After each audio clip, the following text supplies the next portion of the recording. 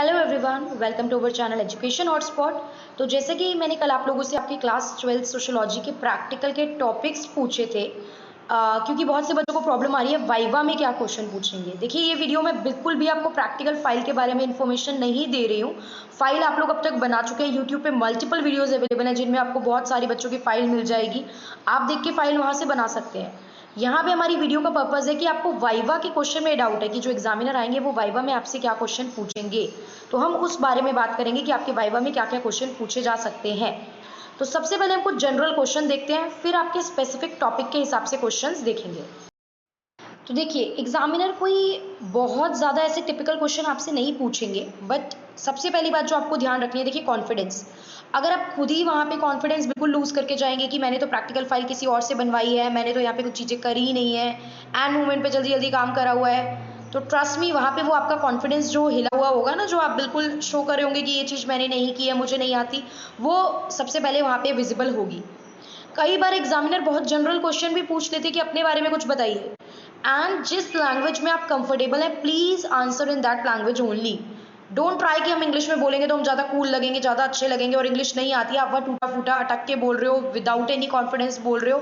Speak in that language जो आपको confidence दे रही है। सबसे पहली बात तो ध्यान रखिए, इफ समवन से किसी भी इंटरव्यू में, किसी भी वाइवा में आपसे पूछा जाता है tell me something about yourself, तो आप जिस लैंग्वेज में कंफर्टेबल है आप उस बारे में बताएंगे। देन आपसे पूछा जाता है what is your project all about, आपका प्रोजेक्ट किस बारे में है। तो ये चीज आप पहले से प्रिपेयर करके जाइए, ये नहीं कि वहां जाके सोचोगे। आपको पता है आपका प्रोजेक्ट किस बारे में है, आपने इतने टाइम लगा के इस प्रोजेक्ट को बनाया है, मेहनत करी है चीजों पे, तो आपको पता है। लाइक फॉर एग्जांपल, बच्चों ने बहुत से टॉपिक भेजे हैं, religious intolerance, peer pressure, gender inequality, social inequality, changes and development in the rural society, in industrial society. In topic पे आपने काम किया है, तो फर्स्टली क्वेश्चन इस बारे में है, tell me something about your project. अगर पूछा है तो आप एक्स्ट्रा बताओगे, लेकिन what is your project all about अगर पूछा है तो आप बताओगे। बट अगर सिर्फ नेम पूछा है तो आप नेम बता के रुक जाओगे। अगर और भी एक्स्ट्रा डिटेलिंग पूछी है तो आप 2 4 5 लाइनों में अपने प्रोजेक्ट को इलैबोरेट करेंगे। क्लियर? उसके बाद आपसे पूछ सकता है what is the hypothesis of your project. Hypothesis होती है कुछ जनरल चीजें जिस आधार पे आपने प्रोजेक्ट पे या इस टॉपिक पे रिसर्च करनी स्टार्ट की। तो हाइपोथेसिस में आपको यही बताना है। For example, if I am studying, या मेरा टॉपिक है रिलीजियस इंटॉलरेंस, तो हम देखेंगे, हमारा हाइपोथेसिस था कि हमें स्टडी कि कैसे रिलीजियस इंटॉलरेंस का इम्पैक्ट जो है वो यूथ पे पड़ रहा है। ये मेरे टॉपिक का हाइपोथेसिस था कि मैंने जो स्टडी की, रिसर्च की, वो इस बेस पे लेके की है कि कैसे यूथ पे इस चीज का इम्पैक्ट पड़ेगा। ठीक है, तो ये हाइपोथेसिस हो सकता है। या फिर मैंने इलेक्ट्रॉनिक या मीडिया के बारे में पढ़ रहे हैं, तो हम देख रहे हैं कि how media is impacting the youth, ये बात आप देख सकते हो। गैजेट्स के बारे में पढ़ रहे हैं, तो मैं नेगेटिव इम्पैक्ट ऑफ गैजेट पढ़ रही हूँ, क्योंकि मेरा मानना है कि गैजेट से नेगेटिव इम्पैक्ट ज़्यादा पड़ रहे हैं। तो ये हाइपोथेसिस होती है। फिर इन हाइपोथेसिस पे हम वर्क करते हैं, हम स्टडी करते हैं। ये जो वर्क और स्टडी होता है, ये फिर हम उस बेसिस पे कंक्लूजन निकालते हैं कि जो हमने स्टडी की वो कितने हद तक सही और कितने हद तक गलत थी। तो हाइपोथेसिस कुछ इस तरीके का आपने प्रोजेक्ट में बनाया होगा, ऑलरेडी सेट है, वो on the spot question answer नहीं है। फिर आपका टॉपिक इफ जेंडर इनइक्वालिटी के बारे में है, रिलीजियस इंटॉलरेंस के बारे में है। तो एक तो मीनिंग करके जाना है जो भी आपका टॉपिक है, gender inequality, social inequality, religious intolerance, ये सब क्या होते हैं। फिर एग्जामिनर पूछ सकता है कि आपने कभी ऐसा कुछ फेस किया है, क्या चीजें। आप जैसे रिलीजियस इंटॉलरेंस एक एग्जांपल लेते हैं, तो हमने देखा कि जो CAA आया, सिटीजनशिप अमेंडमेंट एक्ट आया था, इसकी वजह से आपको पता है कितना ज्यादा रिलीजियस इंटॉलरेंस देखने को मिला। इवन यंगस्टर्स में, इवन चिल्ड्रन में भी ये रिलीजियस इंटॉलरेंस देखने को मिला, तो इससे सोसाइटी पे इम्पैक्ट पड़ा। और ये जो है ये कम्युनलिज्म को मतलब it led toward the communalism. Communalism क्या होता है?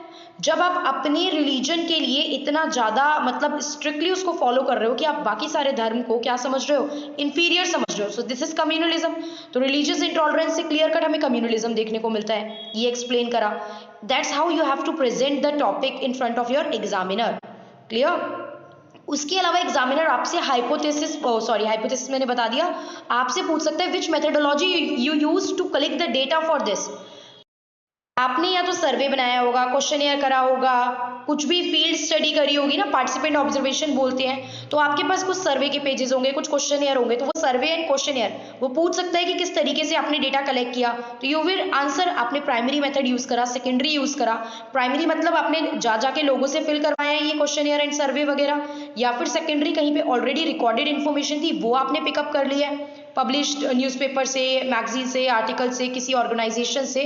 तो ये आपको एक्सप्लेन करना पड़ेगा कि I use a primary method या I use a secondary method for data collection. अब एग्जामिनर पूछेगा when you go to the data collection, तो आपको क्या क्या प्रॉब्लम फेस करनी पड़ी। अब वहां पे इतनी ईमानदारी नहीं दिखानी है कि मैंने तो क्लास के बच्चों से फिल करवा लिया। अगर इतनी ईमानदारी दिखानी थी तो वो नहीं करवाना था फिल बच्चों से, वो एक्चुअल में जाके सर्वे करना था आपको। अब आपको बताना है कि हम गए तो पीपल आर नॉट आंसरिंग, या पीपल बहुत कोऑपरेटिव थे, लोगों ने आसानी से आंसर दिया, या हमें प्रॉपरली कन्वीनियंट नहीं हो रहा था, वी आर नॉट कंफर्टेबल कि हम इस तरीके के क्वेश्चन लोगों से पूछें। लोग जनरली 2-4 क्वेश्चन के आंसर अच्छे से दे रहे थे, then people are not responding. Clear, people are not trusting us, लोगों को हम पे ट्रस्ट नहीं हो रहा था, लोगों को लग रहा था वी आर फेक पीपल, क्योंकि जनरली जो ये डेटा सर्वे कलेक्ट करते हैं यहाँ पे क्राइम वगैरह भी इस चीज़ों में देखने को मिलता है। लोग people don't believe this kind of thing. तो ये सब चीज़ें, लोग अनअवेयर होते हैं इनके बारे में, एजुकेशन नहीं होती लोगों के पास, so that's why also people do not want to answer this. लोगों को एक एक क्वेश्चन को इलैबोरेट करके डिटेल में समझाना पड़ रहा था। So these kind of thing, जो भी चीज़ें आपने फेस करी है वो आपको एग्जामिनर को एड्रेस करनी पड़ेगी, ताकि एग्जामिनर को जेन्युइन लगे कि यस इस बच्चे ने प्रॉपरली मेहनत करी है इन चीज़ों पे।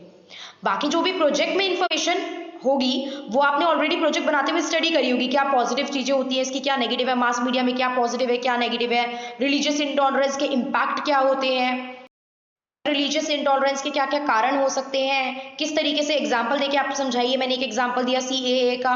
पीयर प्रेशर की बात करते हैं, पीयर प्रेशर में किस तरीके से नेगेटिव इंपैक्ट डालती है, किस तरीके से पॉजिटिव इंपैक्ट डालती है।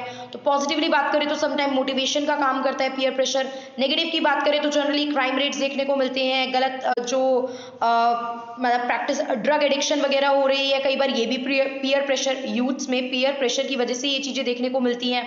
ये सारी चीज़ें हम देखते हैं। और टॉपिक देखो, रूरल डेवलपमेंट की हम बात करते हैं तो हमने देखा कोरोना टाइम पे हमने एक शिफ्ट माइग्रेशन देखा, अर्बन एरिया लीव करके लोग रूरल एरिया में जा रहे हैं। व्हाई दिस हैपन, क्योंकि अर्बन एरिया में जॉब डेफिसिट हो गया, अनएम्प्लॉयमेंट, पुवर्टी, ये सब चीजें आप मेंशन कर सकते हो ना इसमें। तो हमें एक रिवर्स मैकेनिज्म देखने को मिला माइग्रेशन का, कि अब लोग अर्बन से रूरल एरिया में जा रहे थे। Why, because MNREGA, Mahatma Gandhi national rural employment guarantee act में खुद को रजिस्टर करा सकते हो रूरल एरिया में, और आप बेटर एम्प्लॉयमेंट अपॉर्चुनिटी कुछ दिन का तो काम ले सकते हो। तो इस तरीके के कुछ क्वेश्चन है जो आपसे पूछे जा सकते हैं। बाकी और कुछ क्वेश्चन भी और वीडियो में डिस्कस करेंगे एक साथ, एकदम से नहीं। बाकी एक स्टूडेंट का शायद ट्यूसडे को आपका, आपने किसी एक स्टूडेंट ने मेंशन करा था कि ट्यूसडे वाइवा है, तो आप एक बार आप दोबारा इस वीडियो के नीचे मुझे मैसेज कर सकते हो। And if any student want तो आप मुझे इंस्टाग्राम पे फॉलो करो, इंस्टाग्राम पे मैसेज करो। मैं कुछ ऑडियो फॉर्म में आपके टॉपिक के अकॉर्डिंग स्पेसिफिकली कुछ क्वेश्चन और ऑडियो फॉर्म में भी आपको टेक्स्ट कर दूंगी। ऑलराइट, आप मुझे इंस्टाग्राम पे मैसेज कर दीजिए। देखिए हर जगह का अपना अपना बेनिफिट है, दैट्स वाई बोला जाता है कि आप इंस्टा पे फॉलो कर लो, टेलीग्राम ज्वाइन कर लो। नोट शेयरिंग वगैरह टेलीग्राम में हो जाती है। इंडिविजुअल कनेक्शन अगर मुझे रखना है, पर्सनली किसी बच्चे की प्रॉब्लम सुननी है, उसे सॉल्व करना है, तो आप इंस्टाग्राम पे मैसेज कर सकते हो, ठीक है ना। टेलीग्राम काइंड ऑफ ऑफिशियल हो गया एक तरीके से, ऑफिशियल अनऑफिशियल, फॉर्मल इनफॉर्मल बात होती है ना। टेलीग्राम पे formal proper code of conduct के साथ बातें की जाएंगी। इंस्टाग्राम पे यू कैन टेक्स्ट में आपकी जो पर्टिकुलर प्रॉब्लम, आपके प्रोजेक्ट का टॉपिक वगैरह, तो मैं ऑडियो में आपको कुछ क्वेश्चन भेज दूंगी, तो वहां पे आपकी वो चीज क्लियर हो जाएगी। होप इस वीडियो ने आपकी थोड़ी बहुत भी हेल्प की है। बाकी जो भी डाउट रह गया प्लीज कमेंट बॉक्स में मेंशन करो। बाकी ये चीज टॉपिक तो कभी खत्म होने वाला है नहीं, ठीक है। काफी कुछ है इन चीजों में, प्रोजेक्ट एक दिन की मेहनत नहीं होती। अच्छा खासा प्रोजेक्ट आपने इतना बड़ा, इतने सारे पेजेस का बनाया है, तो मैंने आपको बोला आप स्पेसिफिकली मेंशन भी कर दीजिए वहाँ पे भी। हम लोग ऑडियो फॉर्म में अगर फिर भी कुछ डाउट रह गया, कुछ क्वेश्चन रह गया, तो आप वो क्वेश्चन भी वहाँ पे, यहाँ कमेंट में या इंस्टाग्राम पे मुझे मैसेज कर सकते हो। वीडियो कैसी लगी, हेल्प हुई या नहीं हुई, कमेंट करके बताएंगे। वीडियो को लाइक करेंगे सो दैट समझ में आए कि थिंग्स आर हेल्पिंग, इस तरीके से कुछ कर लेना चाहिए, ये चीज आपकी हेल्प कर रही है। अपने क्लासमेट्स के साथ इसको शेयर कीजिए, थोड़ा बहुत सबकी हेल्प हो जाएगी इस चीज में। क्लियर, बाकी इंस्टाग्राम में आप मैसेज कर सकते हैं अपने जो भी प्रोजेक्ट को लेके डाउट है। सो this is all for this video, thank you for watching.